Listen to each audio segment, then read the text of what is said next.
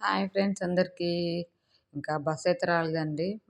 తాండలు దిగినాక ఒక బస్ రావాలి. బస్ రానేసి నడుచుకుంటూ అయితే వెళ్తున్నాను. మస్తు ఎండ కొడుతుంది. ఆ ఎండ గూడా మొహానికే కొడుతుందన్నమాట. ఎంత స్కార్ఫ్ ఏసుకున్నా గానీ మొహానికి కొడుతుంది. అలా కొట్టడం వల్ల అయితే మొహం అయితే మండిపోతుంది. ఇగ ఫుల్లు ధూపయితుందనేసి నడుచుకుంటూ అయితే వెళ్తున్నాను. టైంకయితే ఇక్కడ కొబ్బరి బొండాల బండి పెట్టుందండి. ఇక కొబ్బరి నీళ్ళైతే తాగుదామనేసి ఇక్కడ నిలబడ్డాను. ఆ అబ్బాయిని బోండం కొట్టమంటే కొడుతున్నాడు. ఇక నడుచుకుంటున్నా వెళ్తున్నా అనేసి మా ఆయనకు కాల్ చేసినాను. నేనిక్కడ దగ్గరలోనే ఉన్నా అని చెప్పినాడు. సర్లే నేనిక్కడ బొండం తాగుతానా నన్ను చూసి ఎక్కించుకో అంటే తను నన్ను చూడకుండానే వాళ్ళ ఫ్రెండ్‌నయితే ఎక్కించుకొని వెళ్ళిపోయినాడు. ఇంకా సర్లే వెళ్ళిపోతే వెళ్ళిపోని కొద్దిసేపు దూరం అయితే నేను రూమ్ దగ్గరికి వెళ్ళిపోతా అనేసి అనుకున్నాను.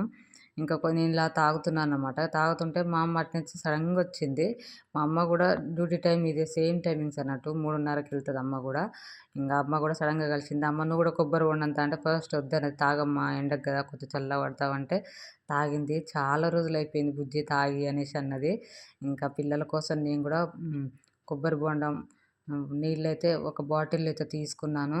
అమ్మ వాళ్ళు మేము ఇక్కడే ఉంటాం. కాకపోతే కొంచెం గల్లీలు దూరం దూరంగా ఉంటాయన్నమాట. ఎప్పుడన్నా ఒకసారి కలుస్తామన్నమాట.